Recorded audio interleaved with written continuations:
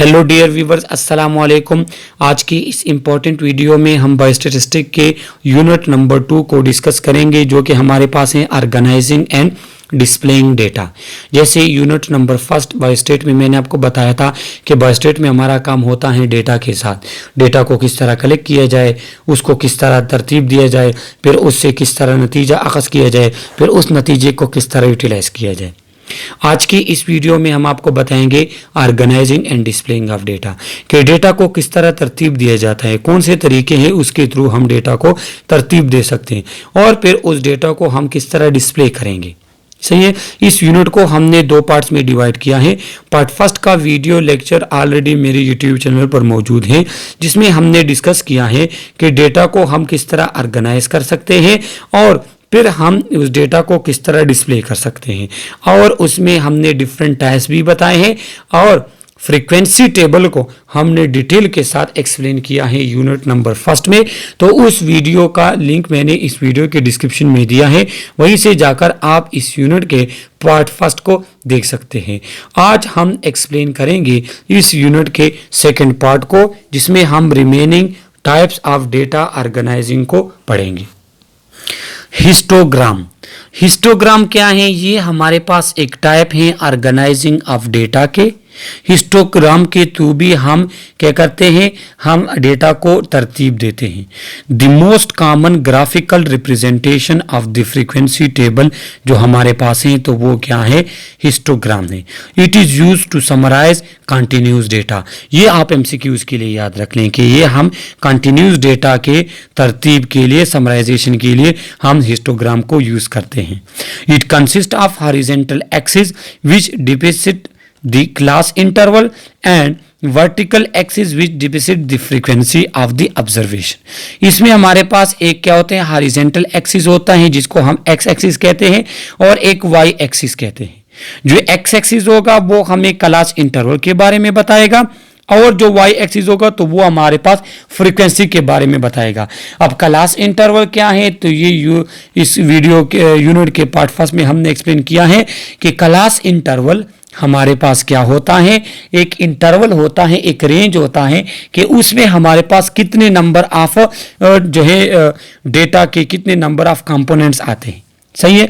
Histogram की मैं आपको अभी पिक्चर दिखा दूं। देखो, ये हिस्टोग्राम की पिक्चर है। हिस्टोग्राम जो है ये ग्राफ है जिसके थ्रू हम डेटा को क्या करते हैं? रिप्रेजेंट करते हैं। ये इसका एक्स एक्सिस है, ये वाई एक्सिस है। अब वाई एक्सिस यहाँ पे आप देख सकते हैं, ये हमें बताता है फ्रीक्वेंसी। ये एक्स एक्सिस हमें रेंज बताता है, क्लास इंटरवल इसको कहते हैं। 60 से लेके 65 तक ये एक इंटरवल है कि 60 से 65 तक कितने लोग आते हैं जी। यहाँ पे इन्होंने फ्रीक्वेंसी लिखा है 3। इसके बाद 65 से लेके 70 ये भी क्या है? ये हमारे पास इंटरवल है, इसमें भी 3 आते हैं। जो 70 से लेके 75 फीट तक, इसमें हमारे पास नंबर आते हैं कितने? 8। तो ये हिस्टोग्राम एक डेटा को रिप्रेजेंट करता है, लेकिन वो डेटा होती है कंटिन्यूस डेटा, कंटिन्यूस।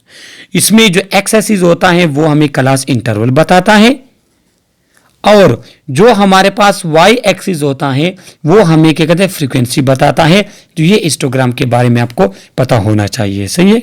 और हिस्टोग्राम हम कंटिन्यूस डेटा के लिए यूज करते हैं, ये एमसीक्यूज में अक्सर आता है, तो आप लोगों को पता होना चाहिए। अब हमारे पास है एडवांटेजेस ऑफ डायग्राम, कि अगर एक डेटा को हम डायग्राम के थ्रू डिनोट करते हैं तो उसका क्या एडवांटेजेस होंगे। तो आगे जाके और भी हम डायग्राम्स पढ़ेंगे, चार्ट वगैरह पढ़ेंगे, लेकिन यहाँ पे इंपॉर्टेंस आप पहले से सीख ले कि इसका जो एडवांटेजेस हैं वो ये हैं कि डायग्राम्स आर अट्रैक्टिव। डायग्राम जो है वो अट्रैक्टिव होते हैं। अब एक जो है डेटा है उसको मैं हिस्सों में लिखूँ 3, 7, 5, 10, 11, 12 रेंज लिखूँ, फिर उसका फ्रीक्वेंसी लिखूँ, तो अगर पैराग्राफ की शक्ल में मैं लिखूंगा तो वो कुछ इस तरह अच्छा नहीं लगेगा। जिस तरह एक डायग्राम हमारे पास होता है कि डायग्राम जिसको हमारे पास इजीली उसकी जो है समझ आ सकती है, तो वो डायग्राम जो होते हैं वो अट्रैक्टिव होते हैं। सेकंड होते हैं इफेक्टिव इंप्रेशन, उनका इंप्रेशन इफेक्टिव होता है। मतलब ये है कि जब आप लोग रिसर्च करोगे उसमें आपने 2-3 टेबल इंक्लूड करने होते हैं, 2-3 डायग्राम आपने इंक्लूड करने होते हैं, और उससे आपका वो रिसर्च वर्क वो काफी इंप्रेसिव हो जाता है, उसके अच्छे इंप्रेशन आते हैं, क्योंकि डायग्राम अट्रैक्टिव होते हैं, इजीली उसकी समझ आ जाती है। दे आर रेडिली इंटेलिजिबल, उसकी इजीली हम अंडरस्टैंड कर सकते।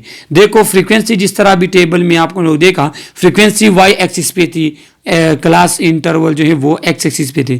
अब अगर इस फ्रीक्वेंसी को हम पैराग्राफ की शक्ल में लिखते तो वो इतना अच्छा नहीं नजर आता जिस तरह हमारे पास ग्राफ के जरिए नजर आते हैं। तो ये एक अच्छा हो लगता है, दूसरा इंप्रेसिव होता है, तीसरा इसको समझने की आसानी होती है, सही है, और तीसरा चाहिए कि फैसिलिटेट कंपैरिजन। अब और इसके थ्रू हम कंपैरिजन भी हमारे लिए इजी होता है। किस तरह? देखो अब ये बार चार्ट है जो आगे जाके हम पढ़ेंगे, तो देखो ये कंपैरिजन कितना आसान है कि हमारे पास जो है 0 नंबर पे जो चिल्ड्रन है वो 2, 1 नंबर पे हमारे पास है वो क्या 3। तो देखो ये इजीली हमें पता चल जाता है कि कौन से नंबर पे कितने लोग हैं, कितनी फ्रीक्वेंसी है हमारे पास एक डेटा की। तो हमारे पास इनकी कंपैरिजन जो है वो भी इजीली होती हैं। लिमिटेशन क्या है? लिमिटेशन, ग्राफ की लिमिटेशन भी तो है हमारे पास डायग्राम्स के, वो ये है कि गिव अप्रोक्सीमेट रिजल्ट।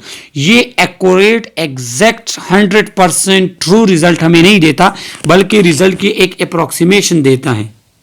दूसरा हमारे पास क्या है? Need technical hand for construction, और इसकी कंस्ट्रक्शन के लिए टेक्निकल हैंड्स की भी जरूरत होती है। मतलब ये है कि वो बंदा जिसको ग्राफ का तरीकाकार आता हो कि किस तरह हमने ग्राफ बनाना है, उसको हमने किस तरह कम्युलेटिव फ्रीक्वेंसी निकालनी है, किस तरह रिलेटिव फ्रीक्वेंसी निकालनी है, तो अगर उसको समझ आएगी, तरीका आएगा, तो तब वो ग्राफ बना सकता है। अदरवाइज वो ग्राफ बनाने में उसमें गलती होगी। तो ये दो लिमिटेशन इसके, कि एक तो ये कि ये इसका जो रिजल्ट होते हैं वो 100% नहीं होता, बल्कि अप्रॉक्सीमेट रिजल्ट होते हैं। दूसरा ये है कि इसके लिए टेक्निकल हैंड्स की जरूरत होती है। तो ये आप लोगों को एमसीक्यूज के लिए याद होना चाहिए कि ये एडवांटेजेस क्या हैं और लिमिटेशन क्या है डायग्राम्स। इसके बाद हमारे पास है bar chart. Bar chart are convenient graphical device that is used for displaying nominal or ordinal data and discrete variable. तो बार चार्ट हमारे पास है, इसमें हम नॉमिनल या ऑर्डिनल डेटा लिखते हैं, जिस तरह जेंडर हो गया, मेल हैं, फीमेल हैं, मुस्लिम्स हैं, हिंदू हैं, या हमारे पास इस तरह रिलीजियस वाइज हो गया, या और ट्रीटमेंट कैटेगरी हमारे पास हैं, बीमार हैं, सही है, डिसेबल हैं या नॉर्मल है। तो इसके लिए या डिस्क्रीट नंबर जो हमारे पास होते हैं 1, 3, 5, 7, 2, 6, 7, 8, 10, इस तरह जो डिस्क्रीट नंबर्स होते हैं, वेरिएबल्स होते हैं, तो उसके लिए हम क्या करते हैं? बार चार्ट को यूज करते हैं। डिटेल के साथ आपने पढ़ना है कि डेटा के टाइप्स, तो उसके लिए आपने फिर इस बाय स्टेट का यूनिट नंबर फर्स्ट देखना होगा, और उसका वीडियो लेक्चर ऑलरेडी मेरे यूट्यूब चैनल पर मौजूद है, जिसके लिए आपने YouTube पे सर्च करना होगा इंट्रोडक्शन टू बायोस्टेट बाय फरमान, तो वो आपके पास आ जाएगा। और देखो ये बार चार्ट होता है हमारे पास, सही है। इसमें एक्स एक्सिस होता है और वाई एक्सिस। एक्स एक्सिस जो है वो हमारे पास नंबर ऑफ पर्सन या नंबर ऑफ डेटा बताता है। वाई एक्सिस हमारे पास क्या करता है? वो हमें फ्रीक्वेंसी बताता है। अब यहाँ पे क्या है कि 0 नंबर पे जो चिल्ड्रन है वो हमारे पास 2 है, 1 नंबर पे जो चिल्ड्रन है वो हमारे पास 3 है, जो हमारे पास 3 नंबर पे है तो हमारे पास 5 है। और ये जो डेटा था ये फर्स्ट, इस यूनिट के फर्स्ट पार्ट में हमने एक्सप्लेन किया है, वहाँ पे लिखा हुआ है कि 0, 0, 1, 1 इस तरह कुछ डेटा फुल लिखा हुआ है। तो उसको जब आप डिस्ट्रीब्यूट कर लेते हो तो वो कुछ इस तरह का आ जाता है कि यहाँ पे आप लोग देख लें कि हमारे पास जो 0 नंबर पे चिल्ड्रन है तो वो क्या है? वो 2 हैं। जो हमारे पास 1 नंबर पे हैं तो वो 3 है, जो हमारे पास 3rd नंबर पे हैं तो वो हमारे पास 5 है। तो बार चार्ट हमारे पास इस तरह होता है कि इसमें जो एब्सेस कहते हैं, एब्सेसा ये कहते हैं एक्स एक्सिस को, ऑर्डिनेट कहते हैं वाई एक्सिस को। यहाँ पे हमारे पास डेटा लिखा होगा, नंबर ऑफ चिल्ड्रन जो हमारे पास हैं या इंटरवल जो भी है, और यहाँ पे हम क्या लिखते हैं? फ्रीक्वेंसी लिखते हैं, सही है। इसके बाद जो 3rd टाइप है डिस्प्लेइंग ऑर्गेनाइजिंग ऑफ डेटा का, तो वो है frequency polygon. Frequency polygon another commonly use type of graph use to display continuous data only. जो फ्रीक्वेंसी पॉलीगॉन होता है ये हमारे पास ऐसा है कि इस ग्राफ के थ्रू भी हम सिर्फ कंटिन्यूस डेटा को डिस्प्ले कर सकते हैं, सही है। ये भी सिर्फ कंटिन्यूस डेटा के लिए होता है। Superior to histogram can compare to frequency distribution, और ये हमारे पास हिस्टोग्राम से सुपीरियर है। क्यों? क्योंकि इससे हम दो तरह के डेटा के फ्रीक्वेंसी डिस्ट्रीब्यूशन को कंपेयर कर सकते हैं। सही है। आगे जाके जब ये ग्राफ आपको आएगा ना, तो मैं फिर आपको एक अच्छी सी एग्जांपल दूंगा जिससे आपको फिर समझ आ जाएगी। तो यहाँ पे सिर्फ ये पता होना चाहिए कि जो फ्रीक्वेंसी पॉलीगॉन होता है ये हमारे पास कंटिन्यूस डेटा के लिए हम इसको यूज करते हैं। दूसरा हमारे पास है कि ये हिस्टोग्राम से क्या है, सुपीरियर है, उससे अच्छा है। क्यों? क्योंकि ये दो डेटा को कंपेयर कर सकता है। Form by joining the mid point of histogram column tops. और क्या है कि हमारे पास जो हिस्टोग्राम कॉलम के जो टॉप्स होते हैं उसके मिड पॉइंट को अगर हम आपस में मिला लें तो फ्रीक्वेंसी पॉलीगॉन हमारे पास आ जाता है। देखो ये फ्रीक्वेंसी पॉलीगॉन है हमारे पास, ये फ्रीक्वेंसी पॉलीगॉन।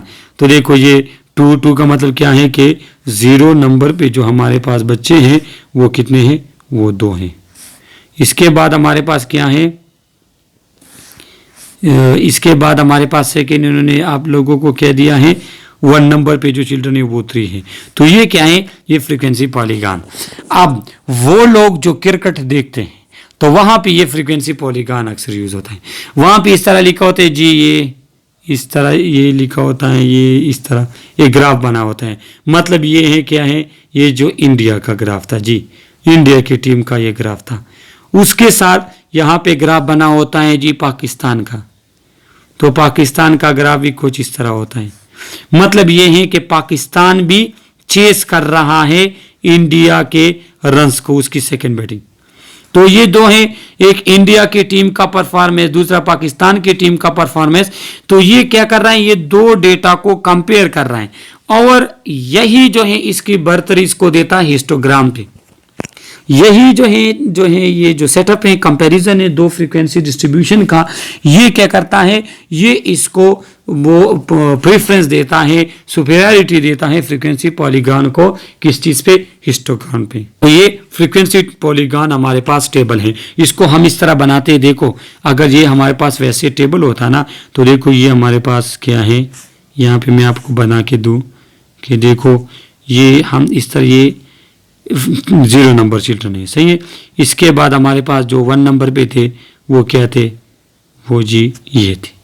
इसके बाद 2 नंबर पे हम यहाँ से बना लेते हैं मजाक के तौर पे। अब हमने क्या करना है, अब हमने ये करना है कि देखो ये जो हमारे पास हिस्टोग्राम था, ये जो हिस्टोग्राम था हमारे पास, इसके मिड पॉइंट पे, इसका जो मिड का पॉइंट है, मिड का पॉइंट, इस मिड पॉइंट को मैं मिलाता हूं इस मिड पॉइंट के साथ।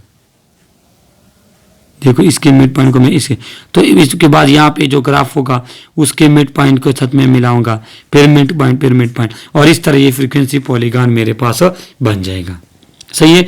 तो ये क्या है, ये फ्रीक्वेंसी पॉलीगॉन है जिसके थ्रू हम कंटिन्यूस डेटा को रिप्रेजेंट करते हैं। देखो ये हमें, देखो यहाँ पे बताते हैं, ये 4 नंबर चिल्ड्रन जो है वो कहाँ पे है, वो हमारे पास तादाद में 6 है। जो हमारे पास 8 नंबर जो बंद बचे तो वो तादाद में 1 है। तो ये किसको कहते हैं, इसको कहते हैं फ्रीक्वेंसी पॉलीगॉन। और ये इस तरह बनता है कि हमारे पास एक हिस्टोग्राम होता है, देखो एक हिस्टोग्राम है, सही है, ये एक हिस्टोग्राम है हमारे पास। और हम क्या करेंगे, हम ऐसा करेंगे कि जो इसका मिड पॉइंट होगा, जो इसका मिड पॉइंट होगा, जो इसका मिड पॉइंट होगा, इसको हम क्या कर लेंगे, इसको हम मिला लेंगे, सही है, इसको हम मिला लेंगे और इस तरह हमारे पास फ्रीक्वेंसी पॉलीगॉन बन जाएगा। इसको कंटिन्यूस डेटा के लिए यूज करते हैं, दो डेटा का कंपैरिजन इसके थ्रू हम कर सकते हैं, सही है। एमसीक्यूज के लिए 2 चीजें याद रख। इसके बाद हमारे पास है पाई चार्ट। तो पाई चार्ट क्या होता है, वो हम इस तरह जो है एक सर्कल के फॉर्म में जो है उसको रिप्रेजेंट करते हैं, और ये भी हमारे पास कंटिन्यूस डेटा के लिए हम इसको क्या करते हैं, इसको हम यूज करते हैं। इसमें आप सिंपली यहाँ पे देख सकते हो कि जो हमारे पास 37 से लेके 42 ईयर्स तक के जो हमारे पास पेशेंट है या जो हमारे पास पर्सन्स हैं, तो वो क्या है, उसका ये परसेंटेज है, सही है। इसके बाद 42 से लेके 47 तक, और ये डिफरेंट कलर्स के थ्रू इन्होंने डिनोट किया है। और इससे हमें ये पता चलता है, देखो ये ज़्यादा एरिया है, मतलब इस रेंज में ज़्यादा लोग आते हैं, इस रेंज में कम आते हैं, इसमें और भी ज़्यादा आते हैं, इसमें और भी ज़्यादा आते हैं। तो ये हमारे पास क्या होता है, पाई चार्ट होता है, और ये भी हम कंटिन्यूस डेटा के लिए इसको यूज़ करते हैं। जो इसकी एरिया होगी ये हमें बताएगी फ्रीक्वेंसी, नंबर्स के ये कितने हैं तादाद में। इसके बाद एक और टाइप है हमारे पास जो है ऑर्गेनाइजिंग ऑफ डेटा के, वो है ट्री एंड लीफ और stem and leaf. We use it to show directly quantitative data. इसको हम जब अगर हमने डायरेक्टली क्वांटिटेटिव डेटा को लिखना है, उसके लिए हम tree and leaf stem and leaf का जो है ग्राफ वो लिखते हैं, बनाते हैं। We organising data determining the number of division. We plot a vertical line and put the first digit of category to the left of the line and second digit to the right of the vertical line. यहाँ पे आप ये हमारे पास tree and leaf method है। ये जो number इन्होंने लिखे हैं, अब देखो वर्टिकल लाइन में, तो ये बनाता है स्टेम, या इसको हम ट्री भी कहते हैं, 3। अब 3 के साथ 32, 32, 36, तो देखो ये 3 हमारे पास ये हो गया स्टेम इसका, और इसके लीफ कौन से हैं, एक 2 हो गया, दूसरा 2 और तीसरा 6, मतलब 32, 32, 36। इस 3 के 3 लीव्स हैं। सेकेंड 4, तो 4 के साथ यहाँ पे देखिए 40, 41, 42, 43, 45, 49, तो यहाँ पे 40, 41, 42, 43 हमारे पास आते हैं, 45, 49, तो इसकी फ्रीक्वेंसी 6 है। 3 की फ्रीक्वेंसी 3 है, मतलब 30 से लेके 39 तक हमारे पास 3 नंबर आते हैं। फिर 40 से लेके 49 तक हमारे पास 6 आते हैं। फिर 5 से लेके 59 तक हमारे पास यहाँ पे 2 आए हैं। इन्होंने क्लियर कट यहाँ पे आपको दिखाया, अगर आपको नजर आए 57 और 59। तो ये ट्री एंड लीफ मेथड होता है, जिससे आपको सिंपली पता चल जाता है कि जी 30 के रेंज में जो हमारे पास नंबर है वो 3 है, फ्रीक्वेंसी 3। 40 के रेंज में जो नंबर है वो 6 है। तो ये हमारे पास एक टाइप है ऑर्गेनाइजिंग ऑफ डेटा के कि tree and leaf method. Tree हम राइट साइड पे यहाँ पे लिख लेंगे, सही है, ट्री हम यहाँ पे राइट साइड पे लिख लेंगे, और साइड में लीफ हमारे पास लेफ्ट साइड में आ जाए। इसके बाद है box plots. We plot a vertical line that represent the range of distribution. We plot a horizontal line that represent third quarter and another that represent the first quarter. देखो ये हमारे पास box plot है, ये हमारे पास है box plot. तो यहाँ से लेके यहाँ तक ये हमारे पास क्या है, ये हमारे पास है फुल रेंज। अब जो दरमियान में होगा ये होगा मिड, ये जो लाइन होगी ये लाइन, तो ये एक क्वार्टर, ये सेकंड क्वार्टर, ये थर्ड क्वार्टर, ये फोर्थ क्वार्टर, सही है। तो ये जो हमारे पास हर एक लाइन होती है ये क्वार्टर डिनोट करते हैं। अगर ऊपर से आते हैं तो ये फर्स्ट क्वार्टर, अगर नीचे से हम जाएंगे तो ये हमारे पास क्या होगा, फोर्थ क्वार्टर हम इसको कहेंगे, सही है।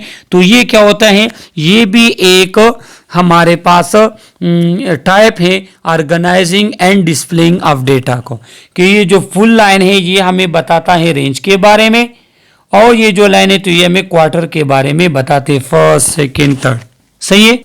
अब ये एक एक्टिविटी है, ट्यूटोरियल है कि an opinion poll was conducted about health policy of the government, the data is given.